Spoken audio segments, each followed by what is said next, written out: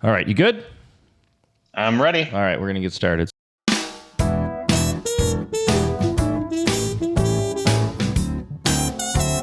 All right, folks, welcome to Port Decisions. It's a podcast about craft beverages from an insider's point of view. Our primary focus is to discuss wine in the Midwest, but we really are going to focus on all kinds of craft beverages. Anything that you can pour is technically fair game.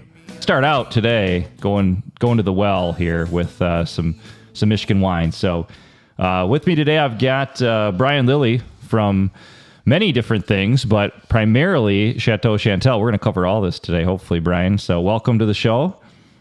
Thank you. Thanks for having me. Yeah. Before we get to Brian, I'll just give you a little background on us. So my name is Brian Lesperance. I'm 13-year. Apparently, that makes me a veteran of the Michigan wine industry nowadays. I run the operations at Fen Valley Vineyards, and I work with Brian and others on several boards, including the Michigan Wine Collaborative, which Brian is currently our president, our fearless leader. Poor Decisions is presented by Fen Valley Consulting Services. Fen Valley Services is a specialized division of Fen Valley Vineyards dedicated to providing expert winery management and consulting services. With over 50 years of industry experience, we help farmers, winemakers, and wine marketers build successful, sustainable businesses. As a trusted winery management company, we offer customized, consultative solutions tailored to the unique needs of each client. Whether you need assistance with crush and press facility operations, complete winemaking services, wine business consulting, e-commerce support, or other stuff, our team of business consultants provides expertise and hands-on support needed to elevate your winery success. Learn more at www.fenvalley.com. The first segment, as I'm kind of learning about how to do this, is we need to get to know you a little bit. A lot of our industry knows you, but for those who don't, just tell me a little bit about your background. So yeah, Brian Lillie, who is he? Sometimes I have trouble trying to figure out who that is as well. Who I am today are, number one, father as well. My lovely wife, Colleen, and my son, Evan, support all things that I do. And the primary, as you touched on, my primary career is Vice President of Distribution and Hospitality at Chateau Chantal Winery up here in Traverse City, Michigan. I am also president of the Michigan Wine Collaborative, which is a statewide organization that supports, I believe, 198 actively producing wineries in the state, and the 3,300 acres of wine grapes that we have planted, as well as all the other ancillary businesses that help Michigan wine move forward, bottles, labels, corks, you name it. We all have a say in this collaborative of Michigan wine. Also owner of Brian Lillie and Company, which is my private consulting group, and wine concierge services, where I can import wine. I host travel overseas, and all of this comes together into this piece that is basically a lifestyle. When people ask me, what do I do anymore? It's more of answering how I live. And I think that's where we start today. That's awesome. Boy, there's a lot to dive into there. How'd you get into this? How'd you end up in the craft world? It's a funny story. It's most things that I do are luck and timing. I would like to say that I followed the path of going to school and learning an education. And I did all that, of course, but I'm one of those that didn't necessarily use my degree to further my career. Fast forward to 2001, moved to Traverse City. I was managing a small coffee shop before most things started to pop up over here. And I say that because what we hear all the time is how Traverse City is changing. I'm sure you get that other, especially west side of the state, Lake Michigan related tourist areas. But it was a small coffee shop, drive-through, used to be a bank. And I was also teaching music. I was a guitar teacher at Marshall Music, which is an instrument music retailer, one of the few that still exists today as brick and mortar. And I was also in a few musical projects as a guitar player. And in my late 20s, I took a look at myself in the mirror and I said, you're probably going to need some health care pretty soon. and started to look at serious roles in the newspaper. For those of you that might not know what that is, it's a printed daily piece of paper that they used to give folks so that you can catch up on the daily news instead of scrolling your feeds and reading everything these days. And in the newspaper, I found this role that was hiring in the tasting room, and decided to come out and take a look. It was actually 2004, I believe, November of 2004. Chateau Chantal had just expanded from their original building. They opened the doors to the public in '93 with 3 bed and breakfast rooms, tasting room, about a 6,000 case production winery. And in 2003, they expanded the first expansion plans, which added 8 more rooms and doubled the size of the cellar. I applied for the bed and breakfast manager role and didn't get the job. I was later found out that I was the 5th person in line to actually succeed, and if they were to rank people of preference, which led me to believe that I probably don't interview well over time. So it'll be interesting to see how this works out. So you were the 5th best candidate. Correct. And I mean, out of how many? Like 4? I think it was probably 4. Yeah. Perfect. So what ends up happening is that I didn't get the job. I come back in March because they started to do their tasting room planning, and this is where the luck and timing started to come in. About 2 weeks later, I'm hired in the tasting room after I applied in March.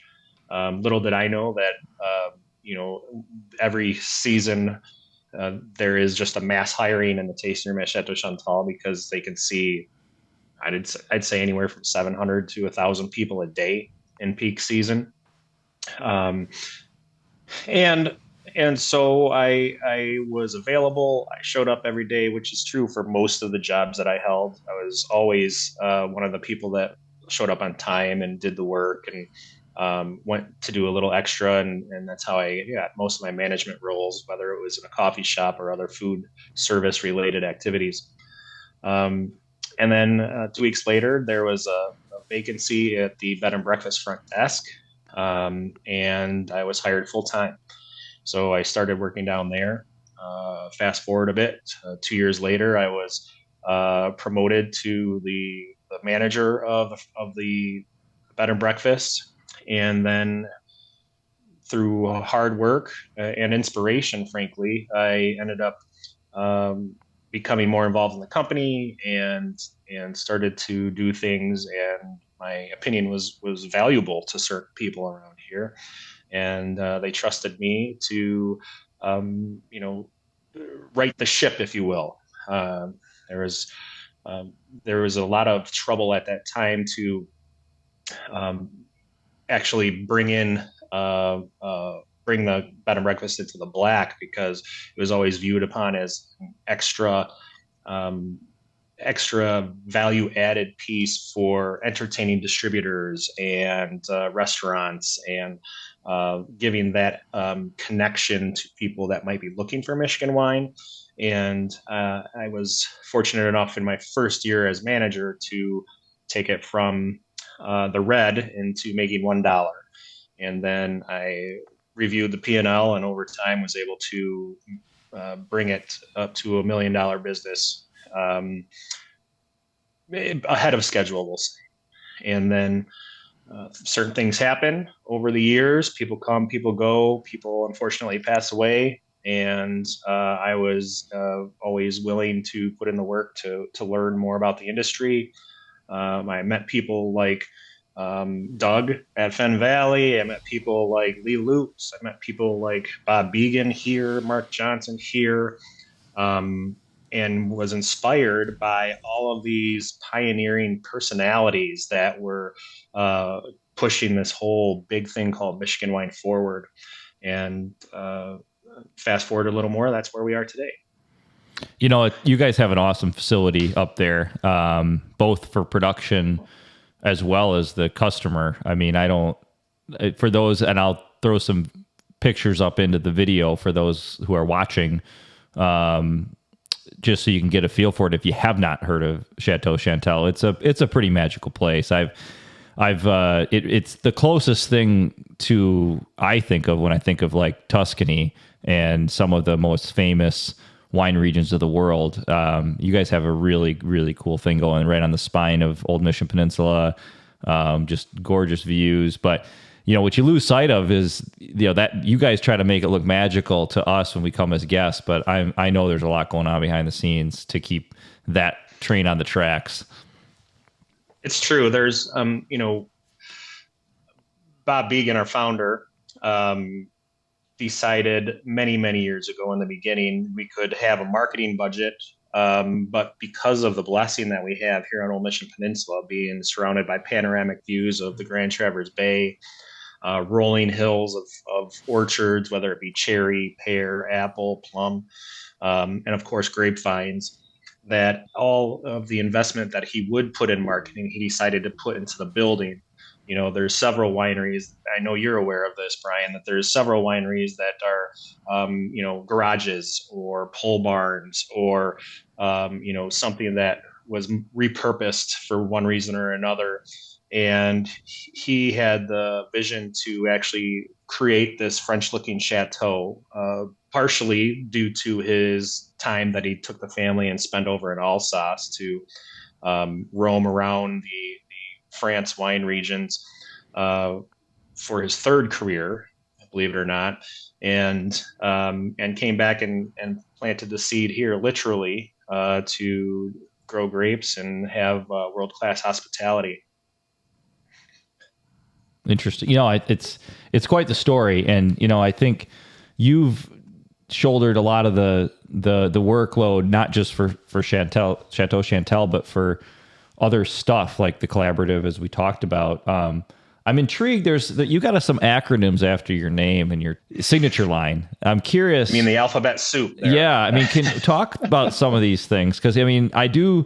Again, my goal for this whole thing is for folks who are looking to get in the industry to learn, for folks who are already in the industry to kind of see what else is going on, and for those really passionate consumers to get a little inside baseball. And so I'm curious because, there's several of those acronyms are ways in which people can learn a lot about our industry and engage in ways that maybe they hadn't thought of. So what is some of the alphabet soup telling us? Yeah. And I don't, I guess it's relative to how important that is these days. Where I was coming from was a standpoint of, okay, I'm not a winemaker. I'm not the proprietor of a facility, but my job is to sell wine. So what is going to make people want to buy a wine from me? And I decided to get a certification. My certification is a level 3 wine specialist from the Wine Spirits Education Trust, which is also known as WSET, out of London. I did not go to London. I studied in Chicago to do it. But my point is that I wanted to make sure that when I approach these large box retailers or small boutique shops or these fine dining establishments, that they would have a reason to trust what I'm saying. And in doing so, I don't know if it helps or it doesn't, but it certainly offered me not only the confidence to go in and sell. I sell about 10,000 cases a year today through the wholesale channels of our 20,000 case winery. But it also opened my eyes to a lot of opportunities that are just floating around with wine in general. And what I mean by that is that there are people like you and me that you're pointing out that don't necessarily understand the jargon or have never heard the jargon. And so I use that as a link to try to describe these particular concepts in everyday life. And I think that is probably one of the largest barriers that you and I see in the wine business, is that people are just intimidated by it. And so having the ability to break it down into digestible types of content really helps people. And I think it's something that's needed today. You've heard me say this and others have, but I really believe that traditional wine has done a great job at making wine exclusive and elite, but it doesn't necessarily mean that it's inclusive.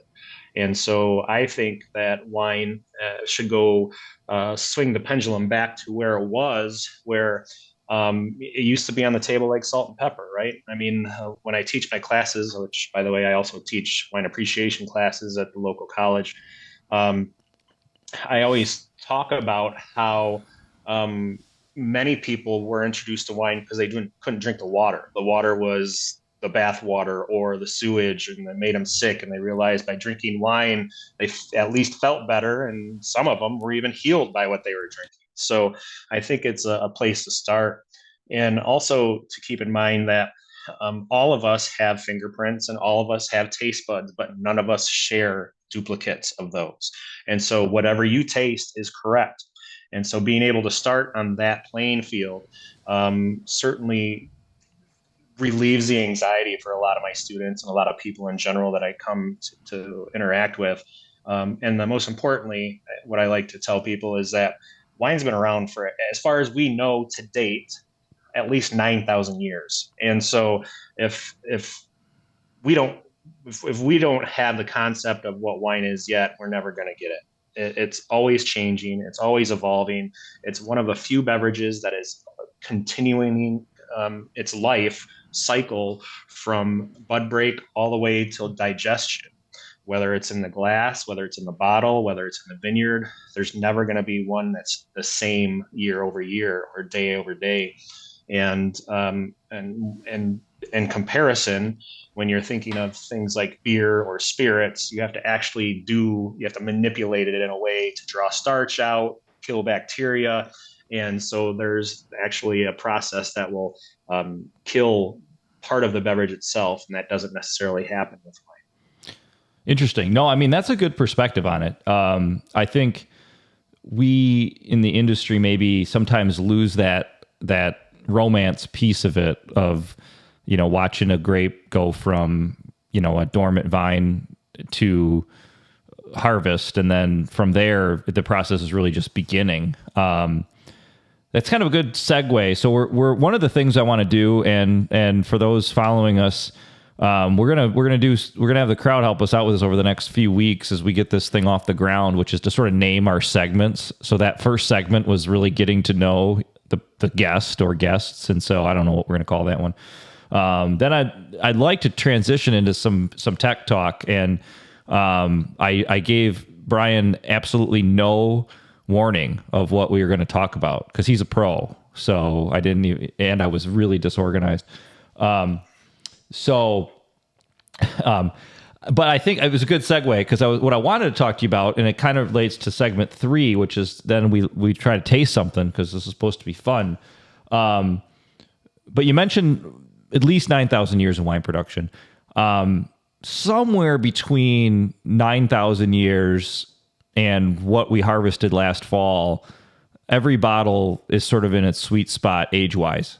And, I know I do a lot of customer engagements, and one of the biggest questions that I get, whether it's on a tour or in the tasting room, or just because people know I'm in the industry and so they want to talk about it, is this really old wine that much better? Like they hear these stories of these, super old bottles of wine, or they see them in auctions and on the news, and they go, what's the story behind that? And I try to tell folks, and I want to get your thoughts for sure, that, I can only tell you that wine's going to get different. As the customer, you're going to decide if it's getting better or not.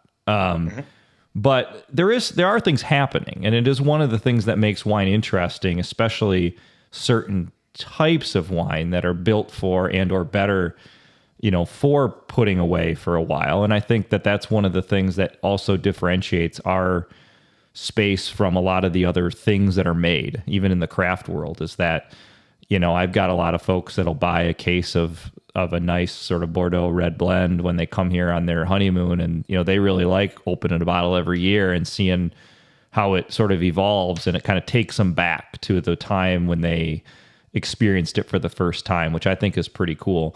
That's kind of the romance side. But on the wine side, we're going to get into a red that should have some serious age potential from you guys here in a little bit. But maybe you can talk through your point of view on aging of wines and how you see see it from, both the pro side, but also from the consumer side.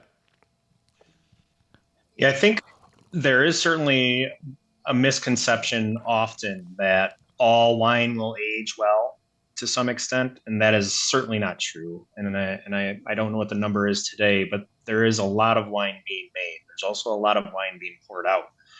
Um, a lot of your mass production wineries are not tended to be kept on the shelf. And I'm not going to call out any producers today, but they are meant to be drank as soon as you buy the bottle. What you find in retail is that if a retailer has a wine on their shelf that's older than 2 years old, that is their niche. It is a boutique shop that specializes in scarcity. Whereas if you go to a grocer, for example, they don't want anything that is older than that. Now, Mark Johnson used to say, founding winemaker at Chateau Chantal, Mark Johnson would always answer that question like this.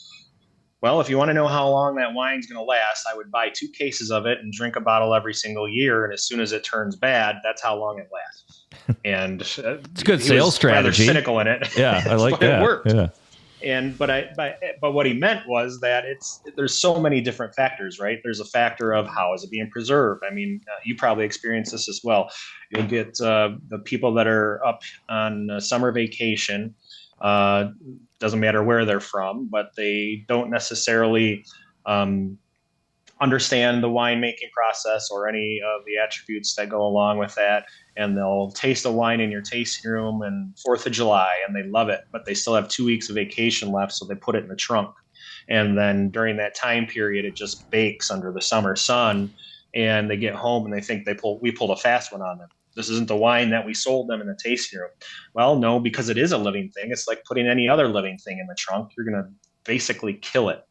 There are other things that are great in the wine business as well. And what I like to say is that the wine industry is excellent at placemaking. And what I mean by that is just thinking about the appellation system or the PDO system in the old world and how there have been years and years and in some places centuries of how to make a perfect bottle of wine. And where we are right now in history is a very interesting place. And I blame it all on Amazon or any time of instant fulfillment type of ideas, because there's certain things we have to do now in the wine business that we didn't have to do a millennia ago because we were patient enough to put it on the shelf and wait for it to change.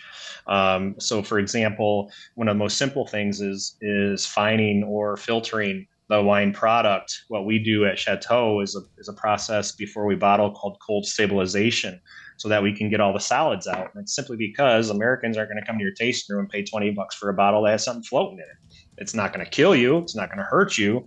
But in Burgundy, you used to put it on the wine rack and pull it off 20 years later.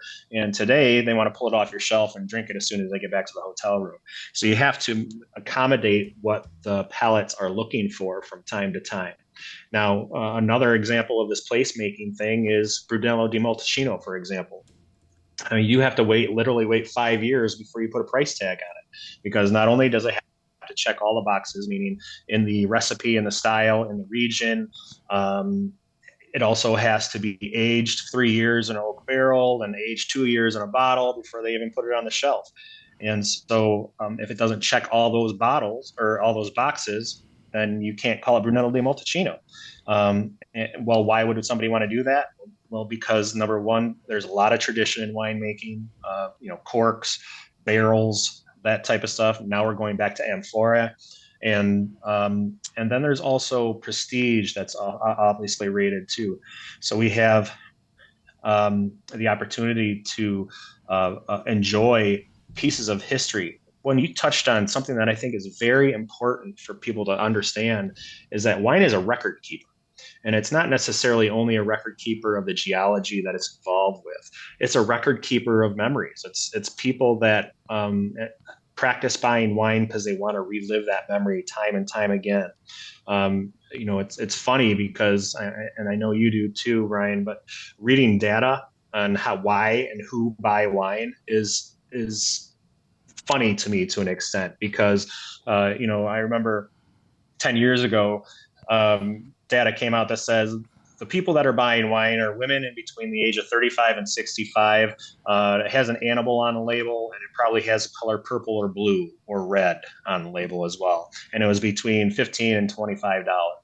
But when I consider why I buy wine or the people that I know buy wine, it has nothing to do with it. It has to do with the experience they had with dinner with some friends, or the celebration that they were commemorating at that one time, and trying to draw all those record keeping points on the timeline together. A bottle of wine can do that.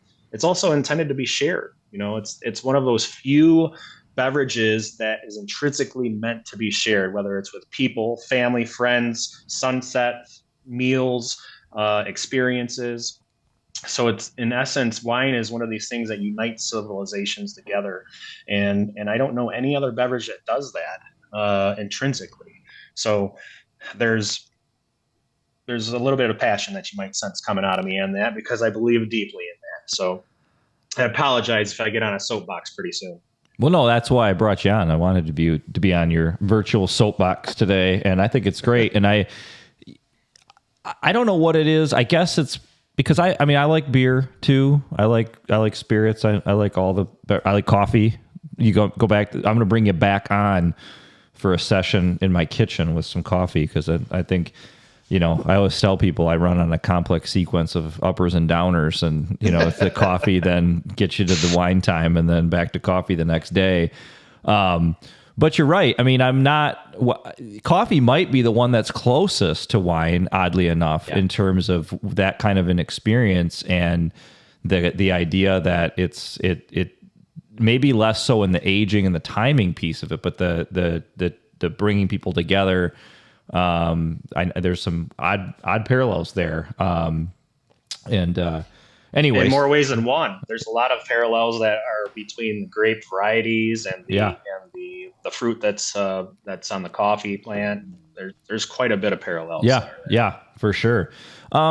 Just getting in a little bit of detail on this one, because I think especially for the folks that are just like, very interested consumers or very new to the journey. Maybe they're looking for a job at a restaurant and want to, sell wine for a living, which would be awesome. Ageability of whites versus reds. What are some of the things you think about there? Well, naturally being in Northern Michigan, I am always impressed by the ageability of Riesling. And not many people realize that a white wine like Riesling can be aged for decades. And there's, secret clubs that go around taste Riesling to see how much petrol that they can have on the nose or on the palate. So when we talk about aging wines in general, I think most of the public just thinks that it's reds. And, many of those of course, are some of Napa's best Cabernets. Some of those, of course, are going to be some of your oldest and proven through time Bordeaux's, a few of your Burgundies. It's kind of, in my head, it's similar to this whole sulfite discussion that we continue to have in the industry, where I see a lot of people that come through and they don't want to taste wine, especially the red wines, because they feel like the sulfites are going to make them ill in some way. And I don't know that the verdict is out on that yet, but I can tell you that based on the processes of making wine in general, when you crush the red fruit and ferment it in a tank, it's not only drawing out colors and complexity, phenolics, tannins, but everything else that was in the vineyard is going into that wine as well, right?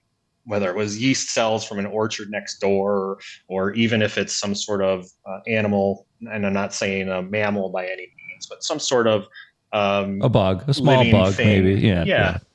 A living thing that is in that bottle that might be adding or subtracting from that bottle of wine. Well, when you make the white wine, you separate that all out, right? You're only fermenting the juice itself. So my point is that with the red wine, you have to make it shelf stable, but you don't have to do as much to it to make it shelf stable, because all of those other external factors are also providing some preservative qualities. So what many people don't understand is that at least my understanding, and through practice as well, is that we're putting more sulfur or preservatives, I'll say, into the white wine so that it can stay on the shelf longer as opposed to the red wines. And so when people say that I can drink white wines because of the sulfites or the lack thereof, I find myself not trying to correct them because that's not what you do as a salesperson, but I try to educate them in a way that helps them understand that it's still debated on what's happening. For my personal assumption, as a side note, is I think it's histamines personally, where all of the allergens that are in the fruit are coming back and affecting people in a way that they didn't recognize before.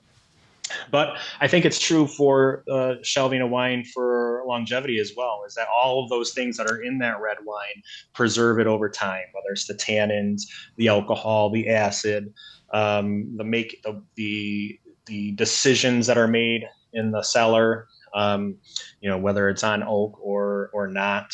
And so that's where the aging of wines comes to be fascinating because I don't know many other products that not even coffee, as far as I know. I mean, as soon as my coffee hits about 30 degrees, I throw it out.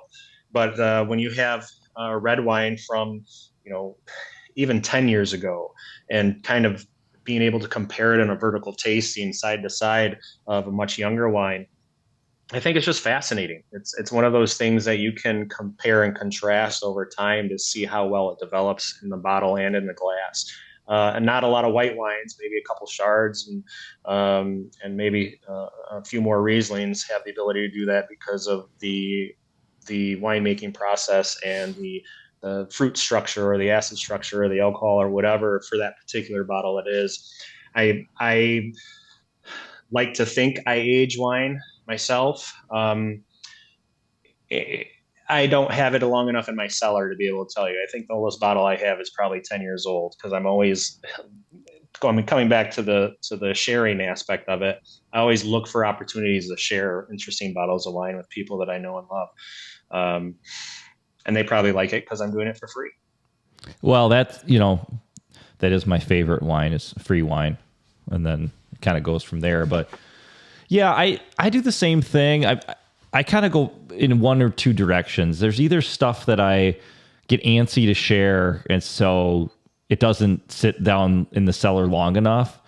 And then there's another bucket of stuff that I keep waiting to use, and inevitably that stuff stays too long. And then it's like, well, I don't have a time travel machine, and so this thing's over the hill. And that's one thing that I always try to tell people too is, save it if you want to, but don't put it totally out of sight, out of mind, because especially if you don't have a case or Mark's 2-case minimum to collect, if you're not keeping an eye on it, you don't really know, and that's the other nice thing I always tell folks is if you're looking to put something away, let's say you're on your honeymoon or your whatever, and you want to have a bottle that you think is going to be something you want to open later to remember something by, that's a great reason to go to a winery and buy wine or a really good wine shop.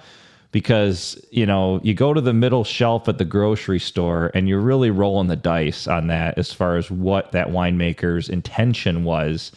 Yeah. As you pointed out, normally if a wine is going into especially a big box, they're making that wine to drink now because that's just the market, And so if you want to put something away, get out to a winery and ask that question. If they and they may, if they're honest, they go, that's not what we do. We're that's not our business. Then great, then you haven't they're not disappointing you. They're being honest with you. But a lot of times, like we've got stuff, I love that question. Like, yeah, well, here, try these 3 things. And, I can't promise it's going to be perfect. It's a living, breathing organism, but this is going to have your best shot at it. And then again, I would agree with the idea of don't put all your eggs in one bottle, have a couple to try along the way. Because you're going to get a feel for it. It's an interesting comment on Riesling too. I think, my take on it, and then I want to ask a sort of a technical question.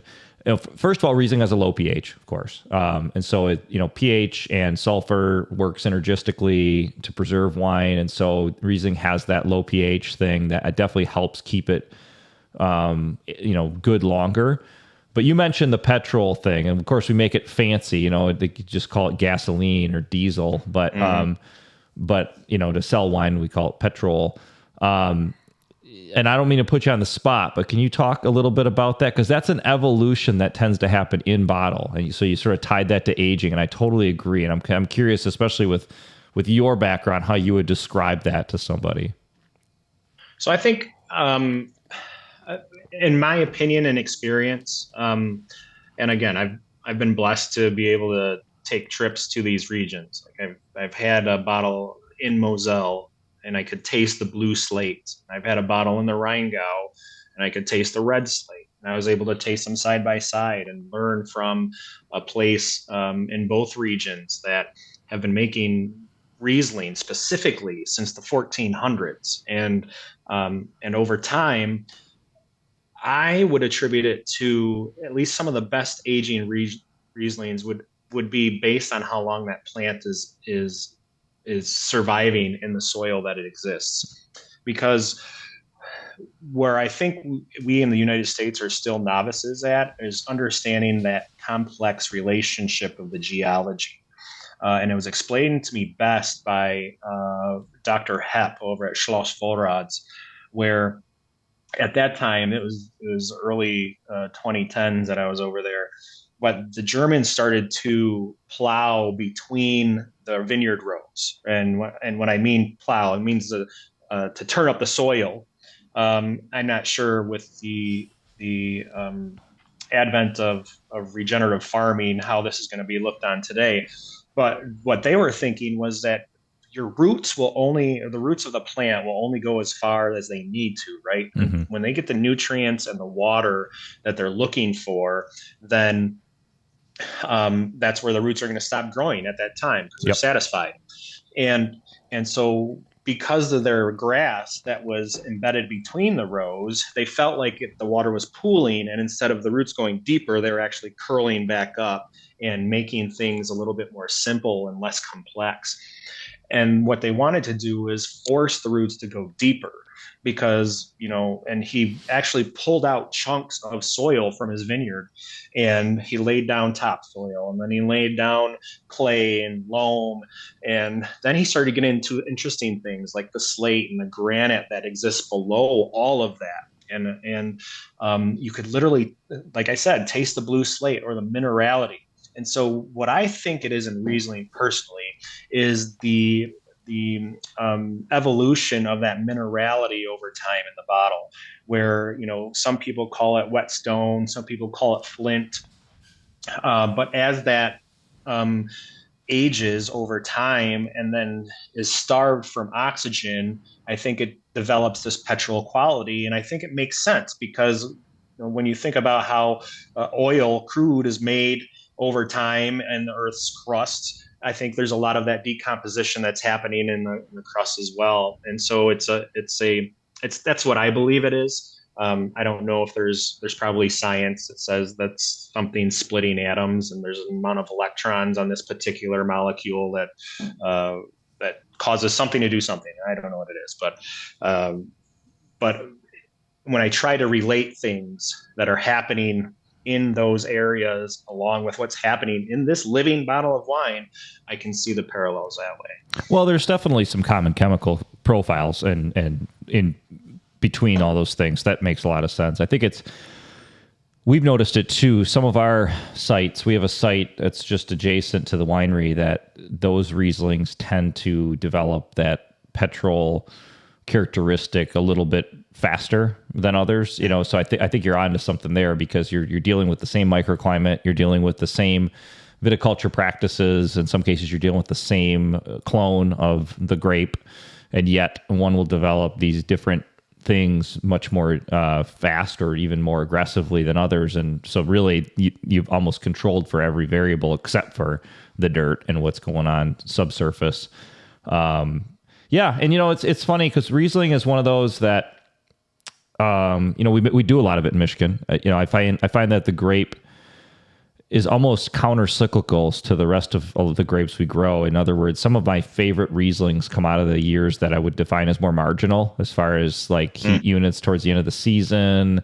rainfall even. And so I think that's one of the reasons why it's historically been kind of interesting in a cooler climate. But on the flip side, I think it is a thin skinned grape. And so I would not define it as even in our top 10 easiest vinifera to work with. I mean, it's probably middle of the pack to even back of the pack for disease pressure. Yes. It's one of those that, I think there's a misconception that there's a lot of it because it's easier. I think there's a lot of it because it makes really good wine in our climate. And we all know selling it's the hard part. And if you can find a grape that can produce consistently, then you're gonna go with it. So anyway, that is thanks for playing ball. I knew you could handle the tech talk without any homework. So Wow. yeah. I mean, just if I had a chance to study, just think about that conversation. I was worried you were going to start pulling out diagrams of the molecular structure of the terpenes in your Riesling or something. I thought you were going there, but with a little time, you probably would have. You're a professor too, or a teacher. I didn't realize you don't get a lot of sleep, do you, Brian? I get enough. I mean, there are things that I do not do in life, there's nothing wrong with this, but the subscriptions I have on our media at home are for my wife and for my son. It's not for me. Yeah. I'm the dad that can fall asleep on the couch any time of day. Yeah. Unless there's a Spartan basketball or Spartan football game on, and then I'm all in. Yes. Brian is a fellow Spartan. We have that in common for sure. So yeah, I don't know. I hear you there. I hear you. Okay. So the next segment's my favorite. This is when we get to try wine, which is awesome. So what I'm doing, and I haven't named this segment either, but it's just we were lucky enough to see each other at a conference not that long ago, and so knowing we were going to be doing this via Zoom, you gave me a bottle to bring with. So I've got it here. And I've got a camera in studio up switched to. He's got the same one. See how we did that? It's this planning thing. I didn't even open mine yet though, Brian. So I got to do that. Let it breathe. I know. Well, I should have. And now that's something I need to put in the notes if when a wine comes here is what to do. So anyway, while I'm opening mine up, why don't you talk about it a little bit? Tell us what we're trying. Absolutely. So we have Chateau Chantal farms, roughly about 100 acres on Old Mission Peninsula. And about half of those are planted on the estate. And from the estate, what we like to do is create our proprietor's reserve label. What I have here, what I've shared with Brian, is our 2022 Trio, Proprietor's Reserve Trio. This wine is doing really nice right now. It actually just took a gold medal at Texom this past fall, and it's doing really well for us. And I think it's one of those things that surprises people when they come in the tasting room because, as you know, Brian, most people that come to Michigan for wineries think that all we do is sweet white wine. And when I can pull this puppy out on them, they are like, what? So this is, of course, based on the name Trio, a blend of 3 grapes. And one of the things that you may or may not know on a wine label is that they have to specifically be listed on the label in order of a percentage. If they describe it, right? Yep. And so we do on the back. It's a blend of Cabernet Franc, Merlot, and then Teroldego. It's about 60-30-10. That can swing back and forth depending on the vintage variation. And sometimes it's Blaufränkisch, sometimes it's Teroldego. That filler, the last percentage there, can vary depending on the growing season. Tell me about Teroldego, because I think that even among our industry, there might be folks that don't really have an awareness of what that is. It's an Italian grape. It does well in our cool climate in Traverse City. I believe that there's only 2 of us producers in the north that are growing it. We are here, and I believe Black Star Farms is also growing it as well, and making a comparable product, I might add. Um, it is a thinner skin grape, as most of the other reds that we are doing up here. And the purposeful planting of those grapes is so that they have a better advantage at ripening during our growing season, depending on what the temperature is. If we were to plant something like Cabernet Sauvignon up here, we would not experience the same results as you do down in Fen Valley. In fact, a lot of our Cabernet Franc, for example, which does not have as thick of a skin as Cabernet Sauvignon, um, often is missing the target, in my opinion, on true ripeness of what you can do with that grape compared to other regions like Bordeaux. Mm-hmm. There tends to be a niche palate that does like northern Michigan Cabernet Franc, so I don't want to take any away from those people that enjoy that. But traditionally speaking, there's this bell pepper essence that comes from Cabernet Franc, from the pyrazines, and when people taste that, they traditionally thought that it was not ripe enough. Um, Anyhow, this wine, 2022 was a great season in northern Michigan, only to be surpassed by 2024. I prefer, we like to call this our Bordeaux influenced blend, not necessarily a Bordeaux blend, Mm-hmm. for several reasons. And then when we do a red in our proprietor's reserve label, it is usually on a formula of about 48% new oak. And we have devoted most of our oak barrel aging program to French oak. But we also have a little bit of American and a little bit of Hungarian in there as well. And In that's this blend, you primarily do? You go with all of those in this one? This is 100% French. French. Okay. Got it. Just in our barrel aging program. Now I've had my glass poured for about an hour now, and you will want to have this wine open up a little bit, and it's going to be better as the time offers itself. Because what will happen, especially with the Cabernet Franc, is that the tannins will be very grippy the younger it is, and you want those tannins to soften up to give you a more pleasant experience. Our barrel aging program usually consists of at least 24 months in the barrels. And for those of you that might not know, 48% means that about 48% of that blend was aged in new oak barrels. Then there is second generation barrels, meaning that they've already been used before. Third generation already been used twice before. And then things that were in some sort of inert vessel, whether it's a steel tank or an inert barrel. Mm-hmm. What I like about this wine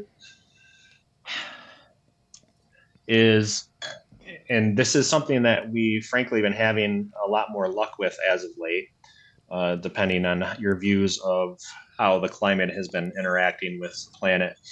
We have a lot more riper fruit. When I started in this business 20 years ago, we'd have a lot of red wines that were leaning towards the cherry profile and much lighter and inconsistent structure of the body. But either based on the age of the vines that these grapes are being pulled from, or the breadth of the growing season that we have certainly experienced increased over time. I think for Traverse City, we've seen 8 out of the past 10 years as some of the warmest on record. And Old Mission Peninsula is really good of making sure that we are keeping up record of what particular growing season we're having with degree days over 50. Yeah, we're seeing the same thing. Wine. So what I like about this wine is that you do get the structure from the Cabernet Franc, but the Merlot comes in a little bit later and has this silky texture to it, where the tannins are on the side of the palate, are starting to round out the mouth. And then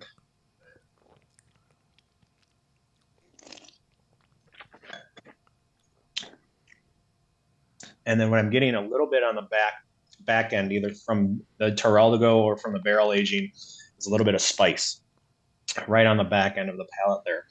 And so this will do well, certainly for the next 10 years, assuming that it's stored properly. I like to recommend a dark cave somewhere under the planet usually about 55 degrees, where that temperature cannot be compromised, and that the light, the UV or the heat or the light cannot penetrate and damage any of that wine. Now, but some of the funnest times that we do with Michigan wine is that I challenge many people across the globe to find a more food friendly wine. Many people can make a great wine, but can they make it have the synergy with the food? And there's not a lot that I've experienced that can do a better job. Now, I wouldn't necessarily right off the bag, what you might say is, well, you would have this with a good steak. Yes, you can have this with a steak. I would personally prefer this, however, with pork chop, because I think what we do in northern Michigan is that we have, because of the tendency to have these temperatures fluctuate so dramatically. 2024 was no different. We had some 90, 95-degree days, so we could ripen the fruit, but then it drops 40 degrees. So it's 50, 55 degrees at night, preserves the acidity. And that's why I think a nice pork chop or pork loin on the grill would go a lot better than a steak. But you can have it with steak too. Yeah. What are your thoughts on it? Oh, I love it. This is a great wine. I'm glad that you brought this. Is setting the bar high for this podcast for tasting. Now, granted, it's only the guests that get to try it today. There's a couple things I was thinking about. I think you really hit the nail on the head from a winemaking perspective. To me, that when you look at Cabernet Franc, assuming it's a good year, so let's just take that out of the equation, the pyrazine issue and things that, again, some people like. I actually do too. It just depends on what kind of wine I'm in the mood for. I sometimes like those lean, mean, Cab Francs. They kind of remind me of growing up in Michigan when that was kind of the typical Cab Franc, when we were not getting quite as much heat and our trellis systems weren't quite as elaborate and whatnot. But if you look at the modern Cab Franc, I think the knock on it is its mid palate can be really lacking, and what I think its strength is its aromatics, and so yes, to me that's exactly what you're doing here with this wine is you've got the aromatic is being held up by a Cab Franc, and then where Merlot excels is that mid palate. It's like you say, it's got that silky structure, it fills in the gaps, it adds this fruit character that's just really well balanced. And so I think that it's a great blend for that reason. And then I'm not super familiar with Terrell to go on its own, so I can't pick it out of the lineup in there. But you also said that with regard to this blend, you guys will sometimes swap that in for something like a Blau. So it's delivering something, probably, I'm guessing some high notes, like you say, maybe on the finish, you're getting a little bit there. I do get that spice. I also pick up a little bit of like a tobacco finish on it that I really like, probably barrel related too. So yeah, I think this really represents exactly what you're talking about, which is it's a very approachable red. It's got really good structure, but it's not one of those wines that, you feel like you got to drink it with a spoon or with a knife and a fork. It's balanced, I guess. And that's the thing I think about when I think about Michigan wines in general is balance, that balance of alcohol, balance of acid, of flavor profile, color in this case. Color is beautiful too. I wouldn't really talk about that. Certainly the people listening to us are going to have no appreciation for the color, but it's a beautiful color right now. And at its young age, it's drinking really well for its age. I mean, I think have you even released this yet or no? We have very recently. I think maybe at the end of 24 or the beginning of this year was when we actually released it. I think what people should look out for, frankly, Brian, is Michigan Reds and those that have Merlot in it. Mm-hmm. Merlot is one of those things that is unfortunately, due to Hollywood and sideways, factors, was ripped right out of the ground, literally. But Merlot is actually a very versatile red grape. You can plant it in a cooler, clay pan, for example, and get a lot of beautiful red fruit associated with it. But you can take that same plant and and plant it in some other warmer soil structures and climates, and then start to develop some of the black fruit. And so we have both of those areas here in Michigan, and that's something that I think that people should be on the lookout for. You know, everyone has their opinion, and that's one of the beauties about Michigan wine in general. If you recall, when we did the Taste Michigan programming, we made the mistake of asking what our state grape should be, and it's almost like people came after us with pitchforks and wanted to burn us at the stake, because it's so diverse in our soil structure because of how these glaciers just moved into our region and ripped everything up and tipped it upside down. You know, I remember for a long time, Old Mission Peninsula was assumed to be only sand and loam out here and a little bit of clay deposits. And then people really started digging in the soil and found out that there's actually limestone out here. But it's not contiguous like you see in a lot of other growing seasons. It's just in a chunk where you could be, you know, walking down the same vineyard row of your vineyard and have sandy loam, a clay pan, and limestone all in the same row. And I don't know many other places that do that. Most of the soil structures are contiguous for a certain extent. So I'm excited to see things like Merlot. Blaufränkisch is another one that seems to be doing really well around here. And who knows, Trelleborg might get its heyday as well. Yeah, I think it's, you know, that brings up another point, but to go back to just sort of highlight a couple of things you said, because I totally agree. Here on our farm, we've got everything. And we've actually done an extensive soil profiling project over the past 5 years to try to become smarter at where we put stuff.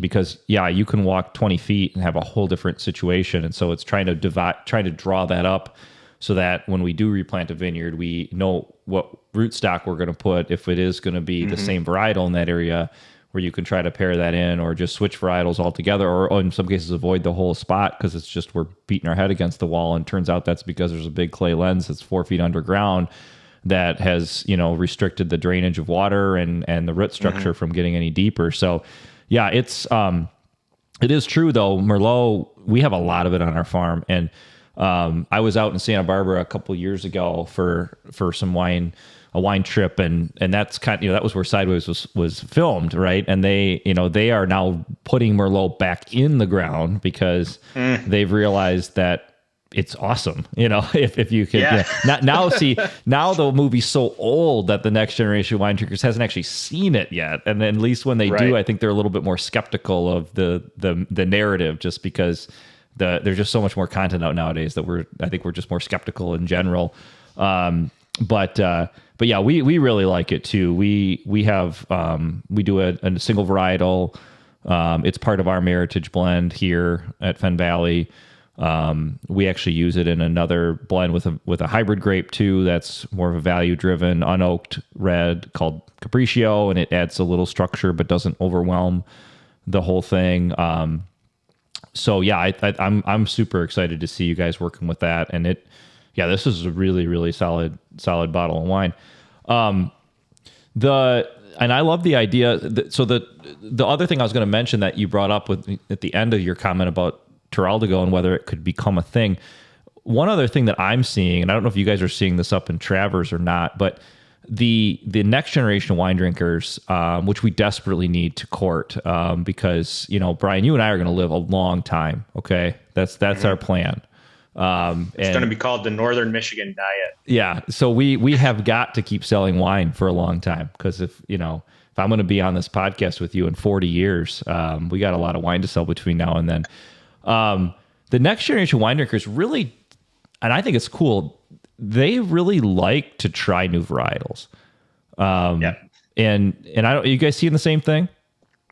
Well, I hear it a lot. We're blessed with a lot of very wine curious employees. We're starting to see some people as young as 26, 25 years old coming in and working in our tasting room.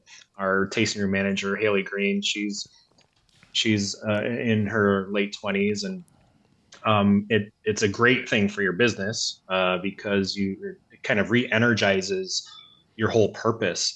But what I'm also seeing is that they are just not interested in what mom and dad or grandma and grandpa were tasting, but they are interested.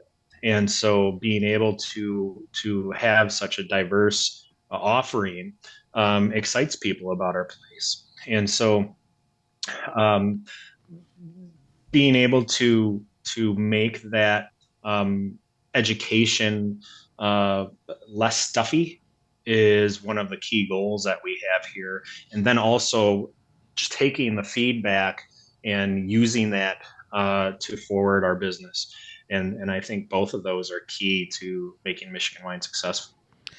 Yeah, I think it's a good point. And I think it dovetails into another trend that I think we have to continue to work through, which is just knowing your food source. I think a lot of the I hate to say the word younger generation, because honestly, like, it's all ages of people are more interested in their food source. But as it relates to where we're going in the future, I think that's a sustainable trend line, and the idea that absolutely you're not carting this stuff halfway across the planet, is a good thing, A, and B, it makes it more fun. It makes it more interesting. So I'm glad to see that trend. And yeah, I want to try some Tyrrell to go on its own. I think I'm just going to have to go find some, just to get my head around this thing. But anyway, really nice wine, Brian. I appreciate you bringing that one in. Of course. Like I said, you're setting the bar high for this podcast. So I'm glad. Nothing but the best. That's right. I'm glad to see it. And you guys, what is the retail on this bottle? Do you know?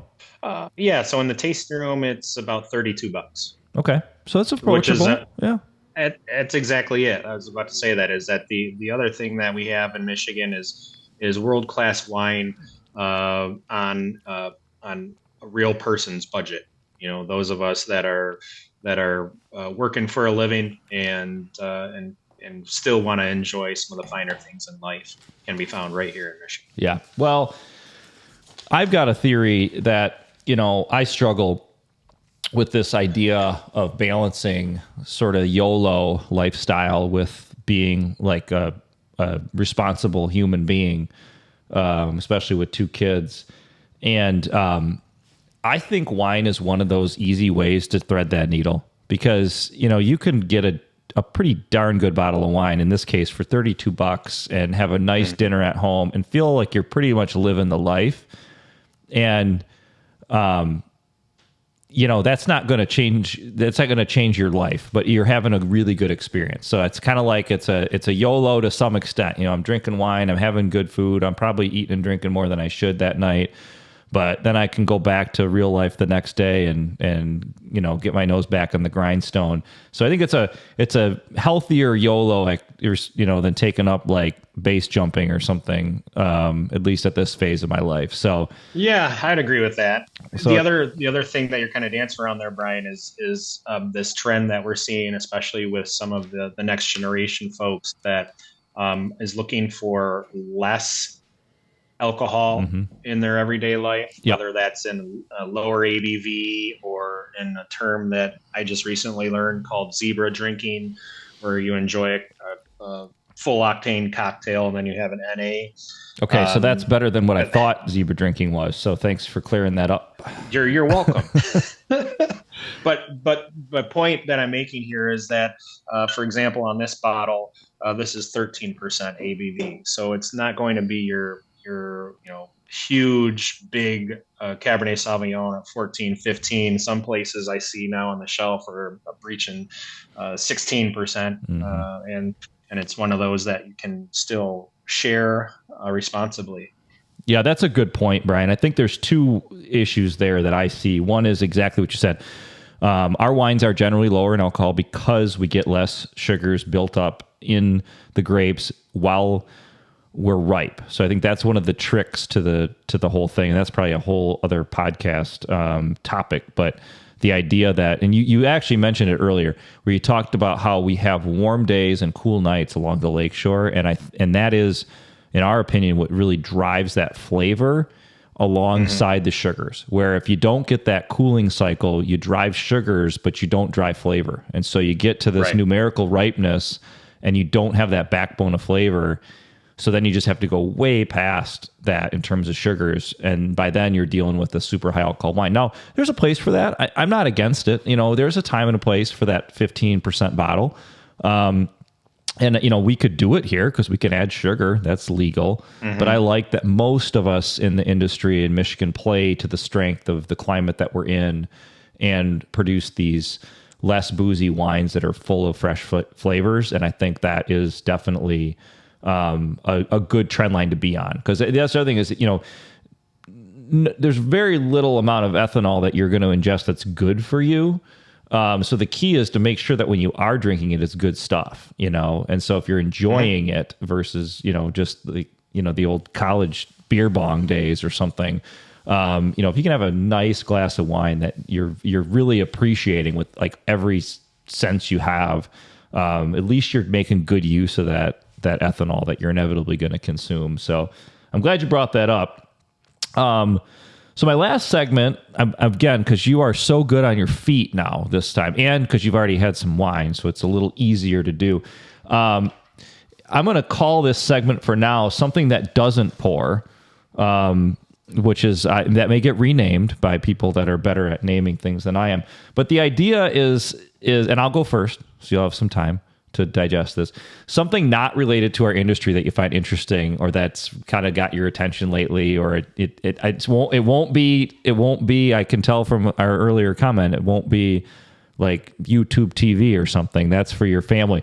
But it could be a device. It could be, a show you just recently saw, or a play you went to, or whatever.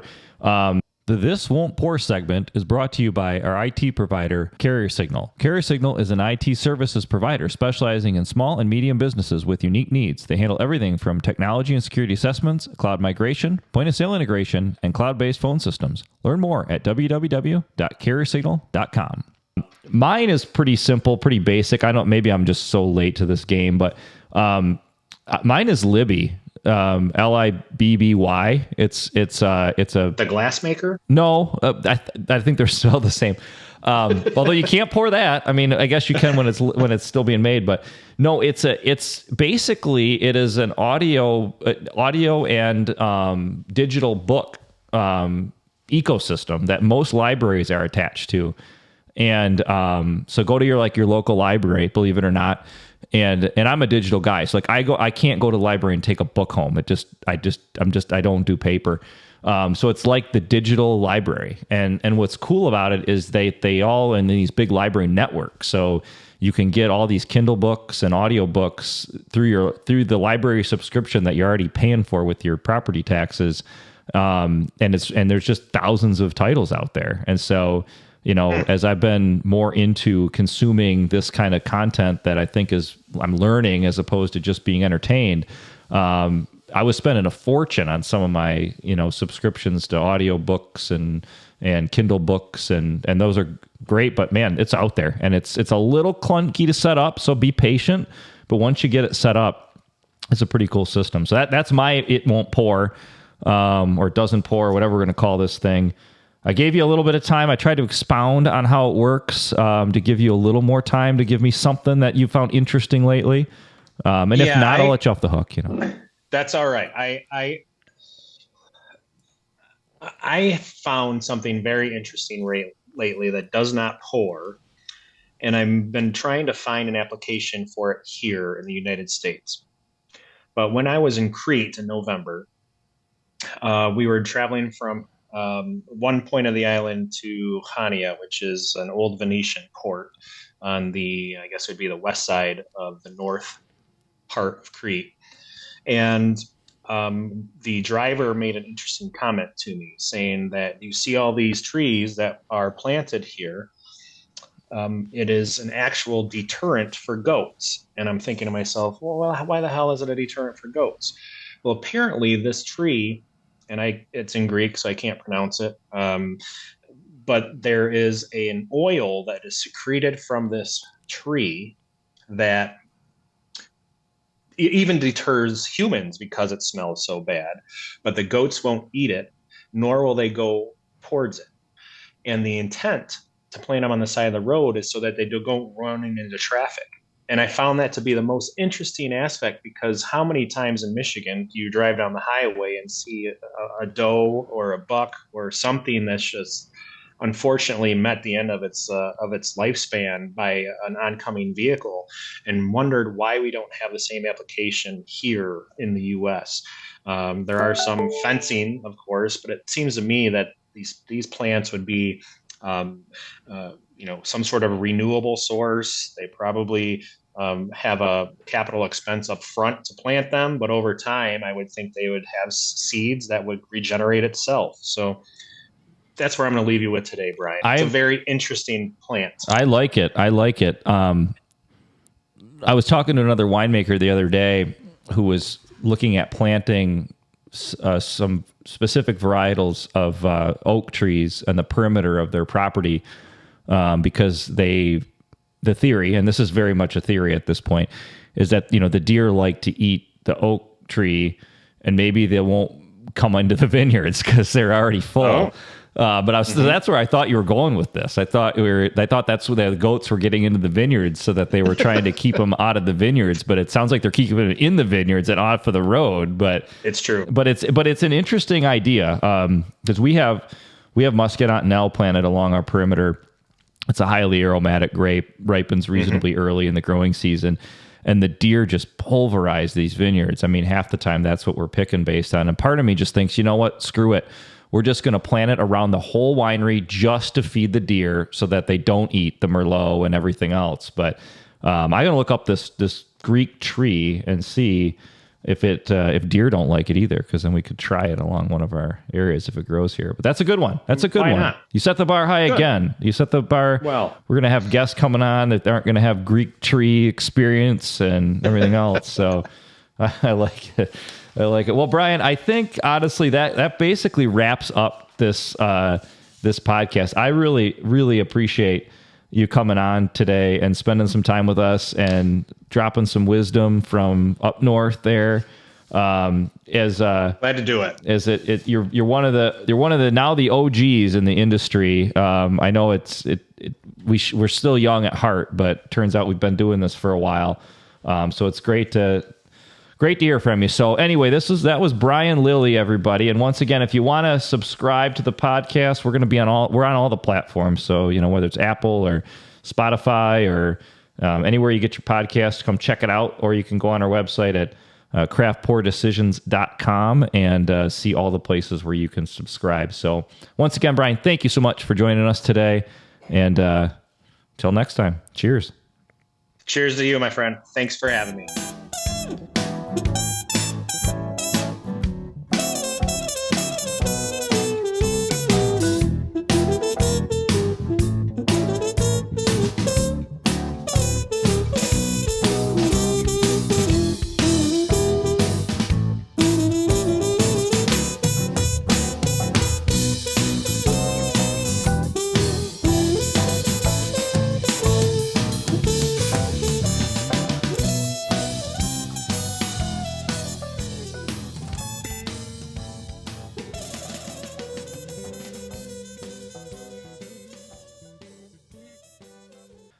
All right, we're officially done, Brian. You did awesome, buddy. I appreciate it.